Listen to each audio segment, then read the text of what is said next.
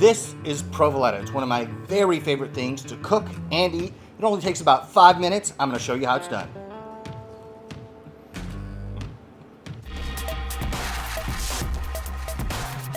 Hey guys, welcome to Mad Scientist Barbecue. I'm Jeremy Yoder, and today we're cooking something that I love every single time I make it. It never gets old, and anytime I show it to somebody, they always say, whoa, how did you do that? What do you do? I had the same experience the first time I ever had this. It was down in Texas. I was cooking with my buddy Al Frugoni, and he made some of this, and I was like, Al, what is it? He's like, oh, it's super easy. You just, cheese, you grill it, it's fine. And then I went home, and I had some friends over. I had Dustin from Smoke Slinger, had Frank from Smoker Builder. My buddy Adam Walt was down here. I was like, I'm going to show these guys something awesome. And I tried it and completely failed. And I'm going to show you how to avoid that failure. But this is one of the simplest dishes you could possibly make. You don't have to season it. All you have to do is go to your local grocery store and ask them to cut you some provolone cheese. And this is how it's going to go. I know because every time I do it, it goes the same way. So I go in and say, hey, I need some slices of provolone, but I know this is going to sound crazy. I need them to be at least a ½ inch thick, but probably like 3/4 of an inch thick. And then you can even show them, I want it really thick. And they come back with a slice that's like double sandwich slice thickness. And I say, no, I need it a lot thicker. And then they come back and bring you one that's maybe 1/4 of an inch thick if you're lucky. And then you look at them again and say, no, this is for an Argentine dish. I don't need this for sandwiches. I don't need it for any other purpose. I really need it to be ½ inch to 3/4 of an inch thick. Really. And they're like, are you sure? Yes, I'm positive. They go back and then finally bring you out something that looks about like this. And it's maybe on the thin side. You're like, yeah, I'll take that one, and I need it a little thicker still. And eventually, you'll get what you actually need. And so the process is you get it sliced at the deli counter, and then you come home, you take it out of the plastic, and you put it uncovered in the fridge. And this dries out the outside. If you don't dry out the outside, you get the same thing that happened to me the first time I tried to make it. It just melted and was just a hot mess in there, not anything I could serve. And so what I do is usually over the course of 2 days, one day I put it in there like this, I flip them all over, give it another day, and on the third day, it's ready to go. So I'm gonna get the griddle fired up. It's been enough talking. Let me get to cooking. Make sure you dry out the outside. Make sure you dry out the outside. I feel like this is the conversation I have at the deli counter. Make sure you dry out the outside or this will not work. But when it does work, it's magic. Last time I had provoleta, I was in Miami and it was raining. Today, I'm in Kentucky and it's raining. So it kind of goes full circle. And one other note, if you're gonna try this and you don't have time, I don't recommend this by the way, but if you don't have time to let the outside surface dry out, there is kind of a workaround. It kind of works. It's not great, but it will work. If you flour the outside, then put it on the griddle, it will kind of form a crust and it won't all just melt. But it's more difficult to do. It can easily get messed up. It's not ideal, but in a pinch, it will do. Letting it dry in the fridge for a couple days is by far the best way to do it because you get that great browning of all the proteins and stuff in the cheese that just make it so rich, so flavorful. My mouth's watering. It's actually difficult to talk right now because I'm afraid I'm going to spit because my mouth is watering because I'm imagining this. Oh, it's just so good. You put some chimichurri on top of it. It's magic. So, this griddle's getting hot. Ooh, very hot. If you're interested, we did that method in Miami in this video up here. But here, I'm going to show you my favorite way to do it. Here we go. We want this griddle hot, but not crazy hot. So you can see that there's some oil starting to leak out of it. And if this hadn't been dried on the outside, the cheese would just begin melting and spreading all over the griddle. So we want brown, then we flip it, brown, and then at that point the inside should be melted. And we have just, it's magic. It's salty, it's gooey, it's cheesy. It's what a mozzarella stick wishes it could be. So good. So you can see it's kind of browning on the bottom, but I don't want it to blacken. And so I'm going to try to flip this with my made-in griddle. Oh, look at that. That is exactly what you want to see. Oh, it's so good. I start to smell it now. The problem with mozzarella cheese, I'm sure I'm going to make some Italians mad, but the problem with mozzarella cheese is it's not super flavorful. With this provolone, it's crazy cheese flavor that you get. Then you get the browned portion on the outside, and it's just, there's nothing else like it. Oh. Now, one thing you need to know about how this usually works is these are usually done at Argentine asados. So imagine a bunch of people coming over, everybody's drinking wine, you're cooking for hours, and at first the sausages are done, and then some smaller cuts are done, and eventually bigger and bigger cuts are done. This is one of the kind of like appetizers. It can also be served with the main meal. So it's an Argentine tradition. Why provolone?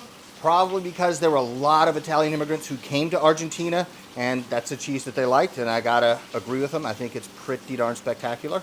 And so this one is getting melted in the middle. Total cook time here, only a few minutes, maybe 2, 3, 4 minutes, depending on how hot your griddle is. So this is the best way. On a griddle, you get that browning. Alternatives are, if you have like a small cast iron pan, you can put a chunk of provolone cheese into, and it melts, and you get a little bit of browning, but it's all kind of a liquid mess. Or if you need to, you can do the flour method. And here, we've got great browning on both sides. The inside is melted. So you get under here, you can see the cheese has melted in between. That's why you want it thick, so you have the right ratio of melted cheese on the inside to browned cheese on the outside. So we'll put this down, and we'll try it, and then I'll show you one of my favorite ways to dial this up. Normally, you would kind of cut this into slices like you would a pizza, so little triangles.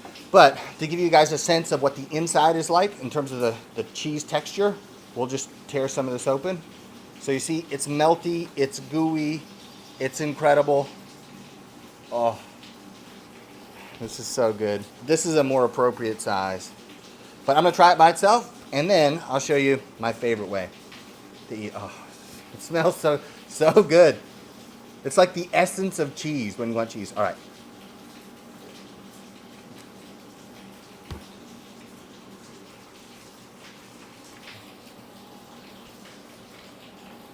Man, it's crunchy on the outside, cheesy all the way through, gooey. The only thing that would help this is if you can balance it with maybe a little acid. And so for that reason, I'm gonna mix up some chimichurri really quick and put it on top. The lady behind the camera who just had a baby wants to try a little bit of this. Isn't it freaking good? So good. All right, now the perfect complement to this is chimichurri. You have some of those herbal flavors, you have some of the vinegar coming through to balance out some of the fattiness in the cheese. And so I'm gonna use this. This is a brilliant idea. I only hate it because I didn't come up with it. My buddy Al makes this chimichurri.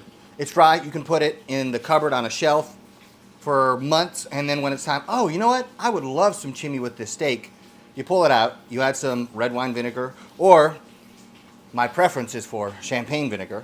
But you add vinegar and some olive oil, you mix them together, boom, chimichurri, no wasted ingredients, and it's just so convenient. So, this is how I make it.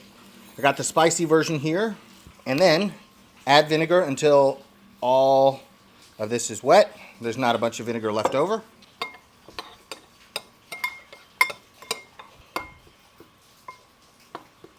Now, once that is soaked in the vinegar, ideally maybe give it an hour or something. You don't have to. But once it's soaked in the vinegar, I add olive oil, and you add olive oil until it's the consistency that you want. Typically, I add about equal amounts of olive oil and vinegar. The beauty of this is, if it's a little too much, you can add more of the mix, you can add more vinegar, you know, you can dial it in just right. But I don't like too much oil mixed in with it.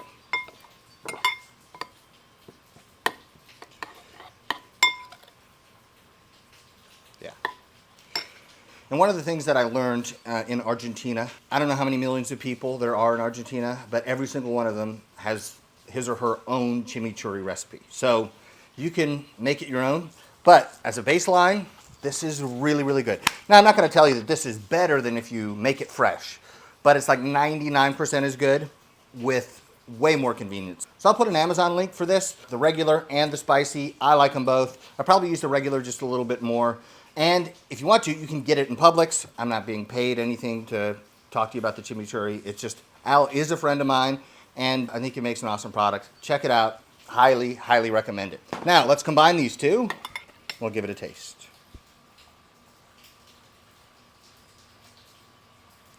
All right, let's try this. Sounds like a little mini pizza. Oh.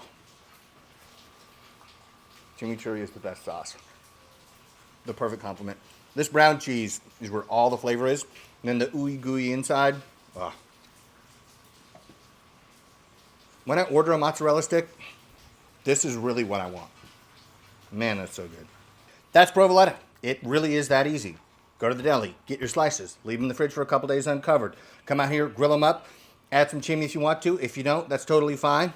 Takes about 5 minutes to cook, and you're gonna blow minds because nobody's gonna have had anything like this. I wanna shout out Al Frugoni for showing me this. He's got his own YouTube channel, his own Instagram. He's doing Argentine cooking stuff all the time. I'm gonna put links for his stuff in the description below. And this is the first time you guys have seen me in a while. Well, I had a daughter. Shout out to my wife for being a trooper and a champion through all that. And so I thought it's probably more important to be a good father than a good YouTuber. But we're back at it. We're going to make as many videos as we can for the rest of this summer. And we got some exciting stuff planned. So stay tuned. I hope you guys enjoyed this video. If you did, hit the like button down below. And you can also subscribe to the channel if you want to be notified whenever we put out new content. You can also follow me on Instagram, Facebook, Twitter, Patreon, everywhere at Mad Scientist Barbecue. I'll see you guys next time.